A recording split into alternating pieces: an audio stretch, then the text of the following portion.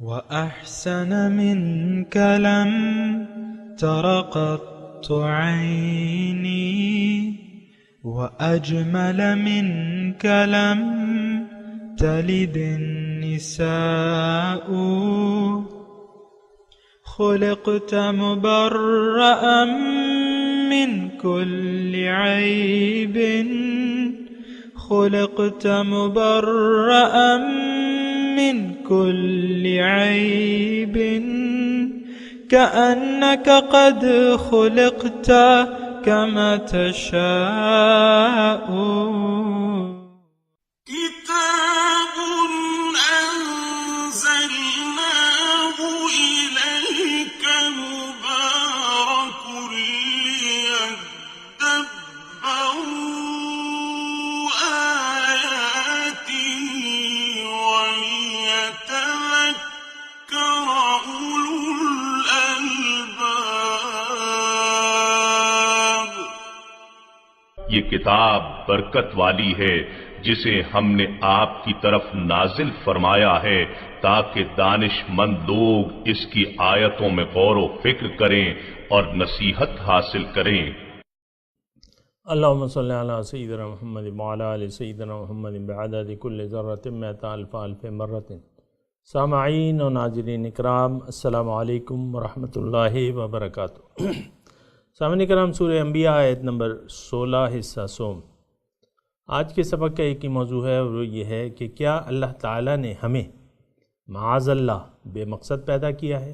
اس کے ساتھ ہی سامعین اکرام آج کے سبق کا آغاز کرتے ہیں۔ سب سے پہلے گزشتہ سبق کا آموختہ ہوگا وَمَا خَلَقْنَا السَّمَاءَ وَالْأَرْضَ وَمَا بَيْنَهُمَا لَاعِبِينَ، اور ہم نے آسمان اور زمین کو اور جو کچھ ان کے درمیان ہے کھیل تماشے کے طور پر بیکار نہیں بنایا۔ سامعین اکرام، سورہ انبیاء آیت نمبر 16 حصہ سوم۔ وَمَا خَلَقْنَا السَّمَاءَ وَالْأَرْضَ وَمَا بَيْنَهُمَا لَاعِبِينَ، اور ہم نے نہیں پیدا کیا آسمان اور زمین کو اور جو اس کے درمیان ہے کھیل کے طور پہ۔ لو اردنا، اگر ہمارا ارادہ ہوتا ان نتخذ لہوا، کہ ہم کوئی کھیل بنا لیں، لاتخذناہ من لدنا، ہم اپنی جانب سے کوئی اور چیز بنا لیتے، ان کننا فاعلین، اگر ہم نے ایسا کرنا ہوتا۔ سامعین کرام، آیات اللہ تعالیٰ کے آیات جو ہیں وہ ہمارے لیے نشانیاں ہیں اور نشانیوں سے عبرت لینی چاہیے۔ اللہ تعالیٰ نے ان آیات میں جو آیات ہم نے پڑھی ہیں اس میں اللہ تعالیٰ فرما رہا ہے کہ زمین و آسمان کی تخلیق کا مقصد کھیل نہیں ہے۔ تو اب سامعین اکرام، ان آیات کا دیکھیں تقاضا یہ ہے کہ ہم اپنی زندگی کو بدلیں، بے مقصد زندگی گزارنے سے باز آ جائیں اور ایک بامقصد زندگی گزاریں، کیونکہ اللہ تعالیٰ ان آیت میں فرمانا ہے کہ یہ زندگی میں نے تمہیں بے مقصد نہیں دی۔ اس کے بارے میں ان آیات کی تشریح کے پہلے حصے میں عرض کر چکا ہوں کہ آسمان اور زمین کی تخلیق کا مقصد یہاں انسان ہے سامنے کرم، کیونکہ انسان جو ہے محور کائنات ہے اور یہ کائنات اس کے لیے پیدا کی گئی ہے، اس کے لیے مسخر کر دی گئی ہے۔ یہ بات یاد رکھیں سامعین کرام، یہ نہیں کہ بس اپنے آپ کو ایک کھیل سمجھ لیں، باقی جو ہے بامقصد ہو۔ یہ تو نہیں ہو سکتا نا کہ آپ جو ہے بے مقصد ہیں، باقی کائنات بامقصد ہے۔ ایسے یہ میں نے اس پہ بات کی ہے پہلے حصے میں، اگر کسی نے نہیں سنا ہے وہ سن لے۔ تو اب دیکھیں مقصود کیا ہے؟ کھیل تو نہیں ہے، یہ تو ثابت ہو گیا۔ کھیل نہیں ہے تو مقصود کیا ہے؟ تو مقصود سامعین کرام سن لیں، میں نے آپ کو بتایا ہے، دوبارہ بتا رہا ہوں کہ اللہ تعالیٰ، دیکھیں ہماری اصل جو ہے وہ روح ہے، یہ تو آپ مانتے ہیں نا۔ موت کے وقت یہ دونوں جب جدا ہو جاتی ہیں تو پھر ایک روح جب چلی جاتی ہے تو انسان پھر لاش کہلاتا ہے، میت کہلاتا ہے، کیونکہ اس سے اصل چیز چلی گئی۔ تو اس وقت ہماری اصل جو ہے وہ ایک روح ہے سامعین کرام، اور یہ ایک نظام قائم ہے، اللہ تعالیٰ نے ایک نظام قائم کیا ہے، انسانیت کا ایک سلسلہ اللہ تعالیٰ نے جاری کیا ہے جس کو اللہ کے سوا کوئی نہیں ختم کر سکتا۔ جب تک اللہ چاہے گا یہ چلتی رہے گی کائنات۔ جب تک ارواح وہاں موجود ہیں، ارواح تو پیدا ہو چکی ہیں، جب تک ارواح موجود ہیں یہ سامعین کرام یہ سسٹم جو ہے وہ چلتا رہے گا. یہ انسانی ارواح کو اجسام ملتے رہیں گے، آتے رہیں گے اور جاتے رہیں گے، جو آیا ہے اس کو جانا ہے. اب ضرورت ان آیات کی جو اس سے ہم سبق لے سکتے ہیں اس میں یہ ہے کہ ہم زندگی کو اپنی بامقصد بنا لیں، کیونکہ اللہ تعالیٰ یہاں فرما رہا ہے کہ تمہیں میں نے بے مقصد نہیں پیدا کیا.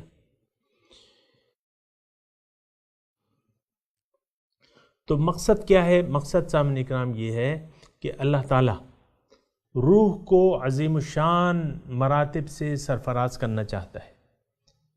ایک عظیم الشان مرتبہ ہے، ایک عظیم الشان انعام ہے، اس کو دینا چاہتا ہے ہمیں، مجھے اور آپ کو. اور وہ کیا ہے؟ وہ یقیناً دیکھیں ہماری کامیابی کی جگہ جو ہے اس کا نتیجہ جو ہے وہ جنت ہے، یہ تو آپ مانتے ہیں نا. جو ناکامی کی جگہ ہے اس کا نام کیا ہے؟ دوزخ ہے. تو جنت کیا ہے؟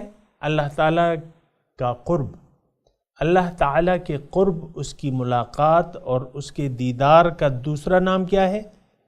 الجنت. تو مقصود کیا ہوا؟ اللہ تعالی، ذات باری تعالی. اور میں ایک آیت سے بھی یہ مضمون واضح کر دوں، سورہ قمر کی آخری آیت ہے، ان المتقین فی جنات و نہر فی مقعد صدق عند ملیک مقتدر، کہ ان المتقین، بے شک متقی لوگ جو ہیں وہ باغات میں ہوں گے. جنات باغات میں ہوں گے، نہریں بہہ رہی ہوں گی، معزز بیٹھنے کی جگہ، لیکن وہ کہاں؟ کس کے پاس؟ عند ملیک مقتدر، اس مقتدر بادشاہ کے دربار میں. تو یہ بہرحال سامعین کرام یہ ایک بہت عظیم الشان نعمت ہے جو ہمیں، جس سے اللہ تعالی ہمیں سرفراز کرنا چاہتا ہے. اور افسوس کی بات یہ ہے کہ ہم میں سے بہت سے لوگ بے وقوفی کا مظاہرہ کر رہے ہیں اور دنیا کی زندگی کو مقصود بنا کے اسی کے حاصل ہونے پہ یا تو خوش ہو رہے ہیں یا اس کے چلے جانے پہ غمگین ہو رہے ہیں. وَفَرِحُوا بِالْحَيَاةِ الدُّنْيَا، یہ لوگ دنیا کی زندگی پر خوش ہو گئے، حالانکہ ایسی تو کوئی بات نہیں ہے، تو کوئی خوشی کا مقام نہیں ہے. تو سامعین کرام یہ ساری باتیں ہیں. تو یہ پیدائش جو ہے یہ بے مقصد نہیں ہے، اور میری گزارش یہ ہے کہ اپنی زندگی کے بامقصد بنا لیں. اللہ تعالیٰ کو اپنی منزل بنا لیں. اور اس کا طریقہ کیا ہے کہ اللہ تعالیٰ نے جو راستہ بتایا ہے اپنا، جو صراط مستقیم ہے جو کہ قرآن کی صورت میں ہے، اس کو اپنا زندگی کا لائحہ عمل بنا لیں، اور پھر اس دین پر جس طریقے سے حضور صلی اللہ علیہ وسلم نے عمل کر کے ہمیں دکھایا ہے ان کے اتباع کو اپنے اوپر لازم بنا لیں. یہ اس کا ایک یعنی طریقہ کار ہے سامعین کرام. اور اس میں جو آخری جو ضروری بات ہے وہ یہ سارے آپ کام کریں ایک رہنما کو اپنے لیے منتخب کر کے. دین میں جب آپ اللہ تعالیٰ تک پہنچنا چاہتے ہیں تو اس میں ایک رہنما کی رہنمائی بہت زیادہ لازمی ہے سامنے کرام، کیونکہ عام لوگ تو اللہ تعالیٰ کے راستے سے واقف نہیں ہیں. پھر ہم نے اپنے دین کو اپنے اوپر مشتبہ کر لیا ہے. آج آپ دیکھیں نا کہ جب اسلامی نظام کی بات آتی ہے، یہ اکثر یہ لوگ بات کرتے ہیں جو بظاہر پڑھے لکھے لوگ ہیں نا، ان سے کہا جاتا ہے کہ بھئی اسلام کو نافذ کرو. وہ کہتے ہیں کون سا اسلام؟ بریلویوں کا کہ دیوبندیوں کا کہ شیعوں کا کہ اہل حدیث کا؟ کون سا اسلام؟ تو بہت ایک بے وقوفی کی بات ہے. اسلام ایک ہے، دین ایک ہے، رہنما ایک ہے اصل میں، جو کہ حضور صلی اللہ علیہ وسلم ہیں، ہمارے آقا ہیں، وہ ہمارے رہنما ہیں، اور وہ ہمارے رسول ہیں، وہ ہمارے پیغمبر ہیں، وہ ہمارے نبی ہیں. تو ان کی رہنمائی میں اب ظاہر ہے کہ دین بالکل واضح ہے. یہ لوگ جو ایسی بات کرتے ہیں وہ اصل میں تو دین سے واقف نہیں ہے. توحید ہے، دیکھیں آسان کیا ہے، توحید ہے، یعنی توحید میں نجات ہے. اب توحید کیسے اپنائیں؟ حضور کے طریقے کے مطابق۔ اب دین یا تو دیکھیں مشتبہ ہو گیا ہے ہم پہ، ایسی بات نہیں ہے، دین مشتبہ نہیں ہے، اللہ تعالیٰ کے احکامات واضح ہیں، حضور صلی اللہ علیہ وسلم کی ہدایت اور ان کا اسوہ حسنہ جو ہے ہمارے سامنے ہے، اور دین بالکل واضح ہے، اس میں کوئی اختلاف کی بات نہیں ہے۔ یہ تو ہم نے اپنے لیے تفرقے یعنی ناسمجھی کی وجہ سے یہ لوگ بٹ گئے ہیں، تفرقوں میں بٹ گئے۔ اگر آپ اصول لے لیں نا، اب میں مثال کے طور پہ میں اپنی بات کر رہا ہوں، یہ بات چیت جو میں کر رہا ہوں تو اس میں آپ دیکھیں میں کون سے فرقے کی بات کر رہا ہوں۔ یقیناً جو میرے سامعین ہیں ان کو ابھی تک میرا فرقہ معلوم نہیں ہوا ہوگا، میری گروپ بندی دین میں، میری گروپ بندی آپ لوگوں کو نہیں معلوم ہوئی ہوگی، کیونکہ وہ تو ہے ہی نہیں، وہ تو ہے ہی نہیں سرے سے۔ اللہ تعالیٰ فرماتا ہے کہ تم ایک جماعت بن کے رہو اور بھائی بھائی بن کے رہو، تو میں نہ کسی مسلک، خاص مسلک کی ترویج کر رہا ہوں۔ بھئی مسلک تو ہمارا واضح ہے، اسلام ہے، دین ہمارا اسلام ہے۔ دیکھیں قبر میں جو سوالات ہوں گے نا وہی اصل ہے، من ربوں کا، من دینوں کا، ما نبیوں کا، من نبیوں۔ بھئی دین کیا ہے تمہارا؟ رب کون ہے تمہارا؟ رب مطلب مقصود، مقصود کیا تھا دنیا میں زندگی گزارنے کا، اس کا طریقہ کیا تھا تمہارا، دین کیا تھا، پھر تمہارا نبی کون تھا۔ بس یہی باتیں ہمارے پیغمبر کو تو تقریباً سب لوگ مانتے ہیں، بس یہ قادیانیوں نے ایک وہ فتنہ کھڑا کر دیا ہے، وہ اس کی میں بات نہیں کرتا کیونکہ وہ خارج از اسلام ہے، اور باقی تو سب دین کو مانتے ہیں، شیعہ بھی مانتے ہیں، حضور صلی اللہ علیہ وسلم کو باقی تمام فرقے مانتے ہیں، بنیاد پہ کسی کا اختلاف نہیں ہے۔ یہ تو پھر بعد میں جو ہے آپ نے جا کے کہ بھئی یا رسول اللہ کہو نہ کہو، وہ مردہ ہیں وہ زندہ ہیں، معاذ اللہ، یہ یعنی جو مردہ کہتے ہیں نا، تو یہ آپ نے پھر وہ غیب سے واقف ہیں، غیب سے واقف نہیں ہیں، مختلف اسی پہ دھڑے بندے ہو رہی ہے، وہ نور ہیں کہ بشر ہیں۔ یہ تو رفع یدین کرو نہ کرو، یہ اختلاف تو یہ یعنی ایسی چیزوں پہ ہے جس پہ جو مطلب آپ نے پیدا کر لیا ہے اور اس کی بنیاد پہ آپ نے دھڑے بنا لیے، اس کی بنیاد پہ آپ نے دھڑے بنا لیے ہیں۔ دین میں تو اختلاف نہیں ہے سامنے کرام۔ الدین یسر سہلۃ بیضا، دین آسان ہے، سہل ہے، بیضا ہے، روشن ہے۔ تو سامعین کرام ضرورت اس بات کی ہے کہ ہم اپنے بے مقصد زندگی سے باز آ جائیں۔ بے مقصد زندگی گزارنے کا مطلب کیا ہے سامعین کرام؟ آپ کو معلوم ہے؟ مجھ سے اس دن ایک صاحب نے سوال کیا تھا کہ بھئی یہ عذاب کا کیوں ہوتا ہے چرچا، عذاب سے کیوں ڈرایا جاتا ہے، اور کہ بھئی یہ نہ کرو، یہ نہ کرو ورنہ عذاب آئے گا، عذاب آئے گا۔ تو بات یہ ہے کہ سطحی طور پہ تو یہ بات یعنی اس میں کوئی برائی نہیں نظر آتی اگر ہم یہ کہیں کہ بھئی عذاب کا ڈراوا کیا ہے، یہ سطحی طور پہ۔ لیکن اگر آپ حقیقت جانیں نا تو اس کی حقیقت کچھ یوں ہے کہ عذاب جو ہے، دیکھیں مرنے کے بعد جو دوبارہ زندگی ہوگی اور اللہ تعالیٰ حساب کتاب ہوگا، تو اللہ تعالیٰ نے قرآن میں ارشاد فرما دیا ہے کہ فریق فی الجنت و فریق فی السعیر، ایک حصہ جو ہے لوگوں کا وہ جہنم میں ہوگا اور ایک حصہ جو ہے وہ جنت میں ہوگا۔ اب دوزخ بھی حق ہے اور جنت بھی حق ہے، یہ سامعین اکرام۔ اچھا، اب زندگی گزارنے کے دو ہی طریقے ہیں، حق ایک ہے، پھر دوسرا جو رہ گیا ہے وہ باطل ہے۔ اللہ تعالیٰ نے یہاں جو فرما رہا ہے کہ میں نے یہ جو پیدا کیا ہے یہ اس میں حق ہے، اس میں بے مقصدیت نہیں ہے، یہ بامقصد ہے۔ اب جو لوگ بامقصد زندگی گزاریں گے، سامعین کرام ذرا توجہ فرمائیں، جن لوگوں نے بامقصد زندگی گزار دی، نیت کر لی اپنے مقصود کی جو کہ حق ہے، اور حق کیا ہے؟ اللہ۔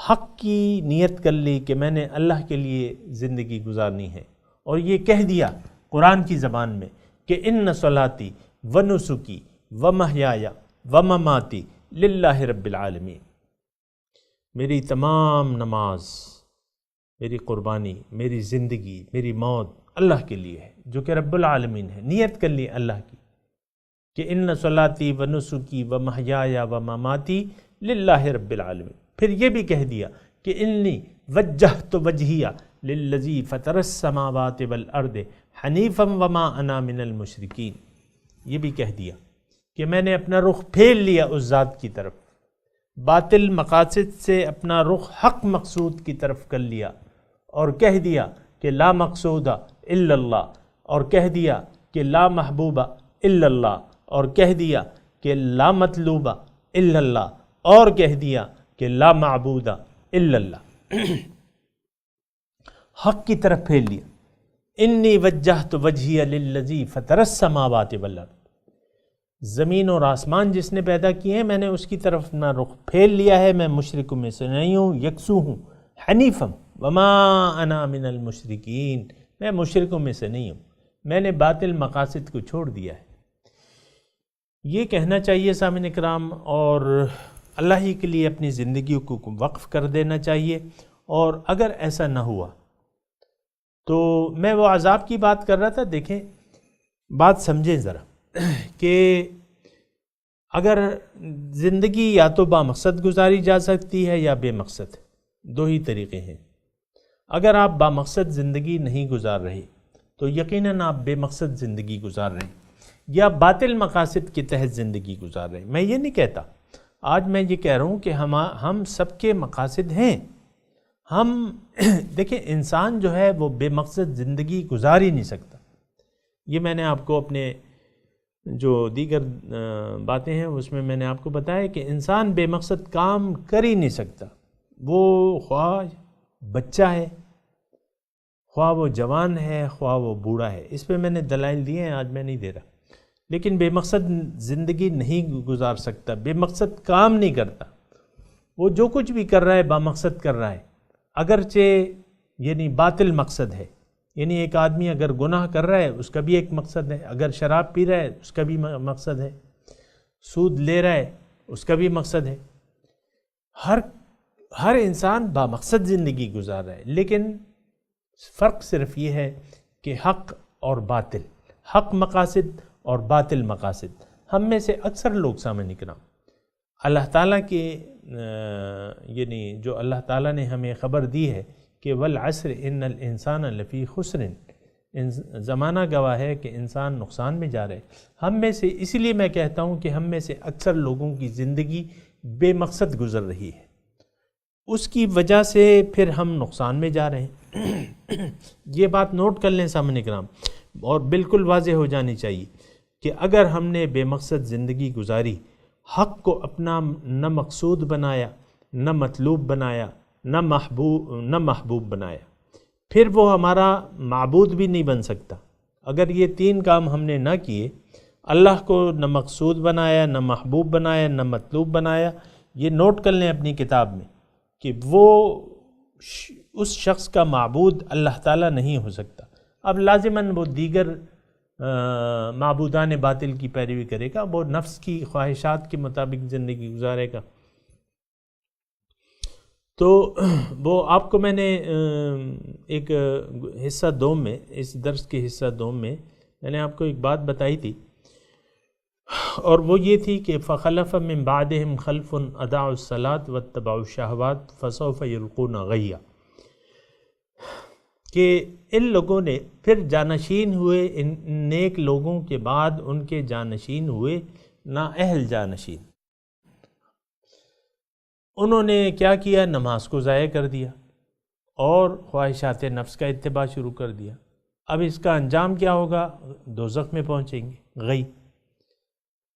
تو اب دیکھیں سامعین کرام، آج یعنی یہ بہت آسان بات ہے، یعنی میں آپ سے ایک سوال پوچھ رہا ہوں، اس کا جواب نہایت آسان ہے آپ کے لیے دینا۔ میں آپ سے یہ سوال قائم کر رہا ہوں کہ آج میں آپ یہ جس معاشرے میں میں رہ رہا ہوں، یہ آیا یہ معاشرہ اپنے خواہشات، من چاہی خواہشات کی بنا زندگی گزار رہے کہ نہیں اس کا سر جھکا ہوا ہے اللہ تعالیٰ کے سامنے؟ یہ ایک سوال ہے معاشرے کی من حیث القوم. آپ سے میں جواب مانگ رہا ہوں اور ابھی میں سنوں گا آپ کا جواب. دوبارہ میں سوال قائم کرتا ہوں، میں اور آپ جس معاشرے میں رہ رہے ہیں وہ اپنی من چاہی زندگی گزار رہے ہیں کہ اس نے اللہ کے حکم کے سامنے سر جھکا دیا ہے؟ یقیناً یہ معاشرہ ایک بظاہر اسلامی معاشرہ ہے. یہ پاکستان اسلام کے نام پہ وجود میں آیا، ہم نے مانگا بھی اسلام کے نام پہ. کیا نعرہ تھا ان دنوں پہ جب ہم آزادی مانگ رہے تھے ہندوؤں سے اور انگریزوں سے، ایک الگ قطعہ زمین مانگ رہے تھے، تو کیا اس کا وہ تھا نعرہ؟ کیا تھا؟ پاکستان کا مطلب کیا؟ لا الہ الا اللہ. اور یہ تحفہ خدا بندی ہے، یہ اللہ تعالیٰ نے ہمیں عطا کیا ہے. اور یہ بھی میں آپ کو، وہ مبارک ساعتیں کون سی تھیں؟ وہ لیلۃ القدر کی رات تھی جب پاکستان کو اللہ تعالیٰ نے آزادی عنایت فرمائی تھی. تو یہ معاشرہ جس میں اور آپ رہ رہے ہیں یہ کہنے کو ایک اسلامی معاشرہ ہے. میں آپ سے یہ پوچھ رہا ہوں کہ یہ اسلامی معاشرہ اور اس کے لوگ جو ہیں آیا من چاہی اجتماعی اور انفرادی طور پہ من چاہی زندگی گزار رہے ہیں کہ نہیں اللہ تعالیٰ کے حکم کے سامنے اس نے سر جھکایا ہوا ہے؟ کیا یہ اللہ تعالیٰ کے بندے ہیں؟ کیا یہ اللہ تعالیٰ کی مکمل بندگی کر رہے ہیں؟ کیا انہوں نے اپنی خواہشات نفس کے مطابق زندگی گزارنے سے انکار کر دیا ہے؟ ان تمام سوالات کا مجھے معلوم ہے کہ آپ نے یہ جواب دیا ہے کہ ہاں یہ معاشرہ ایک اپنی من چاہی زندگی گزار رہا ہے، اپنی خواہشات کے مطابق زندگی گزار رہا ہے اور دین کو اس نے اپنی خواہشات کے تابع کر لیا ہے. تو دیکھیں میں اب وہ جو آیت دوبارہ پڑھتا ہوں، فخلف من بعدہم خلف اضاعوا الصلاۃ واتبعوا الشہوات، کہ ان کے بعد جانشین ہوئے نااہل جانشین. تھوڑا سا غور کریں، سمجھیں اس بات کو کہ انہوں نے کیا کیا، ان نیک لوگوں کے جانشینوں نے کیا کیا؟ نماز کو ضائع کر دیا. نماز کا نظام آج تل پٹ ہے سامنے نکلا، اس پہ میں وضاحت نہیں کرتا، لیکن نماز کا نظام تل پٹ ہو گیا ہے. پھر اچھا اب جب نماز کے نظام کو آپ نے ضائع کر دیا، یہ ایک الگ موضوع ہے سامنے نکلا، لیکن نماز کو آج ہم نے ضائع کر دیا ہے. نماز کے نتائج مرتب ہی نہیں ہو رہے، معاشرہ بے حیائی اور برائیوں سے پاک ہی نہیں ہو رہا، کیونکہ نماز تو روکتی ہے بے حیائی اور برے کاموں سے روکتی ہے. ان الصلاۃ تنہی عن الفحشاء والمنکر، لیکن وہ نہیں رک رہا، یہ معاشرہ نہیں رک رہا، بلکہ برائیاں اور بے حیائیاں آپ دیکھ رہے ہیں کہ بڑھ رہی ہیں. اجتماعی طور پہ آپ میڈیا کو دیکھ لیں کہ بے حیائی اور برائی کو بڑھا رہا ہے، اس کو یعنی اس میں اضافہ کر رہا ہے، اور آپ میں سب خاموش ہیں. عورتیں جو ہیں کپڑے اتار رہی ہیں.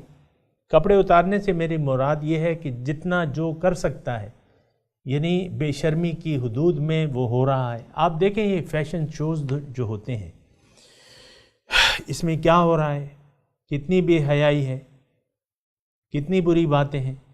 اور آپ کے یہ سٹیج ڈرامے ہیں، ہر ٹی وی چینل نے ایک سٹیج ڈرامہ بنا لیا ہے اپنے لیے، اور اس پہ جو ہیں یہ آرٹسٹ جو ہیں وہ فحاشی، عریانی اور بے حیائی اور یہ ساری باتیں کر رہے ہیں.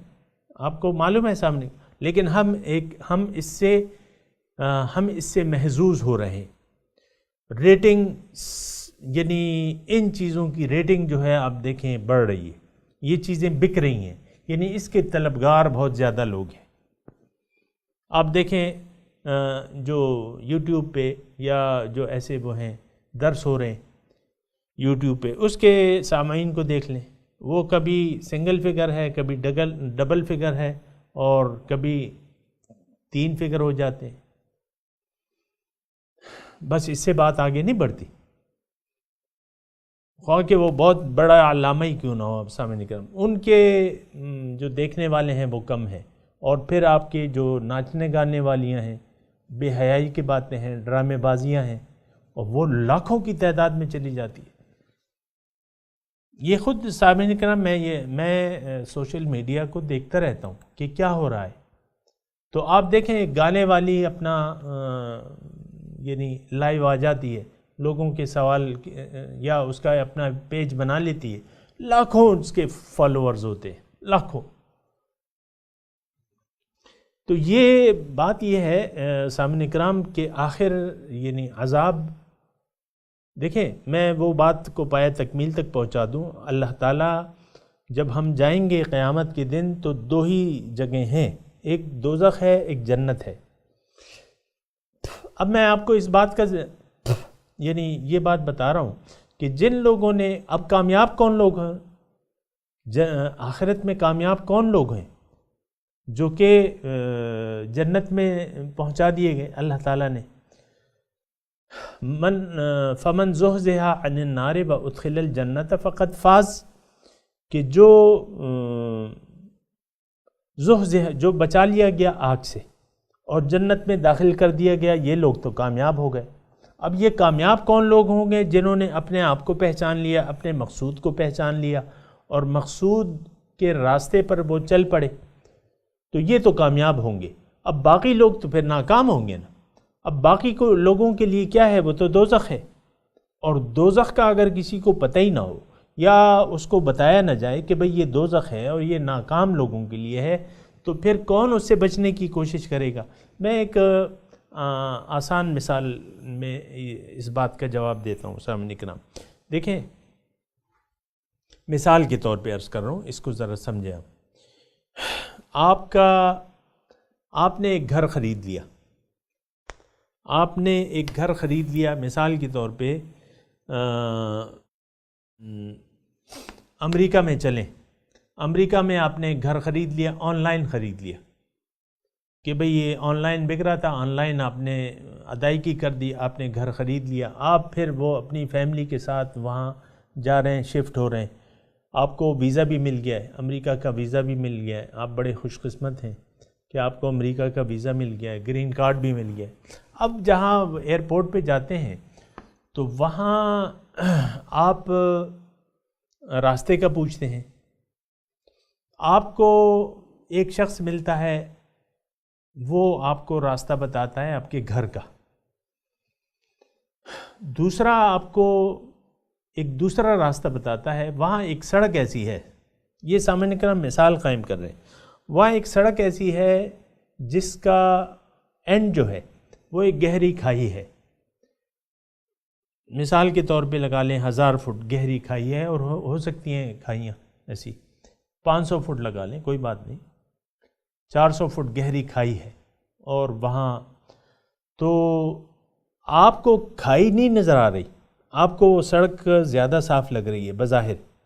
جو آپ کے گھر کی طرف جاتی ہے وہ آپ کو اوبڑ کھابڑ نظر آ رہی ہے نہیں، آپ کو نظر آ رہی ہے اوبڑ کھابڑ. جو سیدھی سڑک ہے اور جو پرکشش ہے، اور تو آپ کو جو شخص گمراہ کرتا ہے، ایک گمراہ شخص جو ہے آپ کو گمراہ کر دیتا ہے کہ بھئی اس سڑک پہ جاؤ، یہ سیدھے تمہیں تمہارے گھر لے جائے گی، دیکھو کتنی مزیدار. تو وہ شخص تحقیق نہیں کرتا، جو جانے والا ہے وہ تحقیق نہیں کرتا، اور اس بظاہر جو صاف نظر آ رہی ہے اس جو موٹر وے ہے اس پہ اپنی گاڑی ڈال دیتا ہے یقین کر کے. اب آپ مجھے بتائیں کہ آپ یعنی 150 کی سپیڈ سے جا رہے ہیں اور آپ کہاں پہنچیں گے؟ آپ اس گہری کھائی میں پہنچیں گے. کیوں کہ آپ نے ابتدا میں نہ سوچا نہ سمجھا، بظاہر دیکھ لیا کہ بھئی یہ سڑک سیدھی صاف ہے تو آپ نے اس راستے کو اختیار کر لیا. دوسرے کسی نے خبر دی کہ بھئی یہ تمہارا گھر ہے، تو آپ نے اس کی بات پہ یقین نہیں کیا، اور وہ راستہ جو تھا بظاہر کچھ اس میں اوبڑ کھابڑ تھے تو آپ نے اس راستے کو نہیں لیا. تقریباً اسی طرح سامنے نکرام شیطان ہمیں گمراہ کرنے کی کوشش کرتا ہے. یہ گمراہ کرنے والے ہمیں لوگ کون ہیں سامنے نکرام؟ سب سے پہلے ہمارا نفس ہے. آدھا عدوک نفسک الذی بین جنبیک، تمہارا جو دشمن نمبر 1 ہے وہ تمہارا نفس ہے، پھر شیطان ہے، پھر یہ معاشرہ ہے. یہ معاشرہ، یہ سب لوگ ہمیں اس طرف لے جا رہے ہیں جس کا انجام جو ہے جہنم ہے. ہم نے ان کی بات پہ یقین کر لیا ہے. جنت کا راستہ تو نبی بتاتے ہیں، تو اس میں تھوڑی سی اونچ نیچ نظر آ رہی ہے. ضامن اکرام، یہ تو یعنی اس راستے کی وہ ہے کہ حفت بالمکارہ، کہ اس میں مکارہ جو ہیں وہ زیادہ ہیں، نظر آتے ہیں، بظاہر ہے نہیں، نظر آتے ہیں. اونچ نیچ نظر آتی ہے نہیں. تو اس کو پیغمبر کی بات پہ ہم یقین نہیں کرتے، اور شیطان، معاشرہ، نفس، یہ لوگوں، ماں باپ ادھر ادھر دیکھ کے اس پہ گاڑی دوڑا دیتے ہیں. انجام کیا ہے؟ جہنم. اب یہ جہنم سے اگر ہم ڈرائے نہیں، جبکہ جہنم ایک حقیقت ہے، جہنم سے اگر ہمیں ڈرایا نہ جائے، غلط راہوں کو اختیار کرنے کے انجام سے اگر ہمیں ڈرایا نہ جائے، تو پھر کیا کیا جائے سامنے کرو. یہ ان لوگوں کا میں جواب دے رہا ہوں کہ بھئی وہ کہتے ہیں عذاب کی کیوں ایسی باتیں ہو رہی ہیں. عذاب تو حق ہے، عذاب آئے گا.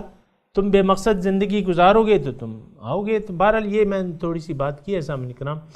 ابھی میں تلاوت کرتا ہوں، آپ میرے ساتھ دہرائیے. اعوذ باللہ من الشیطان الرجیم، بسم اللہ الرحمن الرحیم.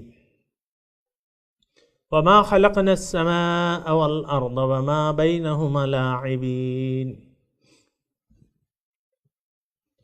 لو أردنا أن نتخذ لهوا لاتخذناه من لدنا إن كنا فاعلين. سامعین اکرام، اب ان آیت کی تلاوت اور ترجمہ سنتے ہیں. وما خلقنا السماء والأرض وما بينهما لاعبين.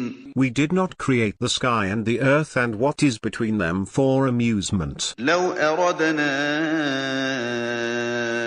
أن نتخذ لهوا لاتخذناه من لدنا إن كنا فاعلين. If we wanted amusement, we could have found it within us, were we to do so. سامعین اکرام، اس کے ساتھ ہی آج کے درس کا وقت اختتام کو پہنچا. اگلے درس میں انشاءاللہ ملاقات ہوگی. وآخر دعوانا ان الحمدللہ رب العالمین، والسلام علیکم ورحمۃ اللہ وبرکاتہ.